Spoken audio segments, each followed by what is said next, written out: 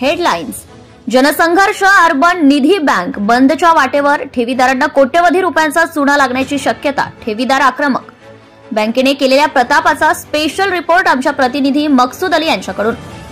यवतमाळ जिल्ह्यातील जनसंघर्ष अर्बन निधी या बँकेने गेल्या काही दिवसांपासून व्यवहार बंद केल्याने ग्राहकांना पैसे परत दिले जात नाही. त्यामुळे ठेवीदार संतापले असून त्यांनी दारव्हा, दिग्रस, आर्णी या ठिकाणच्या शाखेत चांगलाच गोंधळ घातला असून आपल्या ठेवी परत मागितल्या आहेत. यवतमाळ जिल्ह्यात जनसंघर्ष अर्बन निधी बँक लिमिटेड या बँकेच्या 7 शाखा आहेत. बँकेने सुरुवातीला ग्राहकांमध्ये विश्वास निर्माण केला. त्यानंतर त्यांना आकर्षक व्याजदर देण्याचे आमिष दाखवले. त्यावर ग्राहकांनी विश्वास ठेवून या बँकेत ठेवी दिल्या. व्यवस्थित व्याजदर मिळत असल्याने काहींनी तर निवृत्तीनंतर मिळालेली सर्व रक्कम बँकेत फिक्स केले. अशी प्रकरणे बँकेने सर्वसामान्य ग्राहकांकडून अशा प्रकारे कोट्यवधी रुपयांच्या ठेवी घेतल्यात.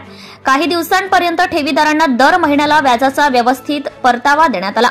मात्र 2 दिवसांपूर्वी या बँकेला कुलूप ठोकण्यात आले. ही बाब ठेवीदारांना माहिती होताच बँकेसमोर मोठी गर्दी केली. तेव्हा कर्मचारी ठेवीदारांची समजूत काढत होते. मात्र ग्राहक ऐकण्याच्या मनस्थितीत नव्हते. ठेवीदारांनी बँकेच्या अधिकारी आणि संचालकांना फोन करून आपल्या ठेवी संदर्भात माहिती मागण्याचा प्रयत्न केला.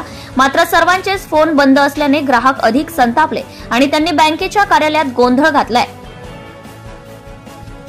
तर बँकेत ठेवीदार गोंधळ घालत असल्याचा व्हिडिओ देखील सोशल मीडियावर व्हायरल झालाय.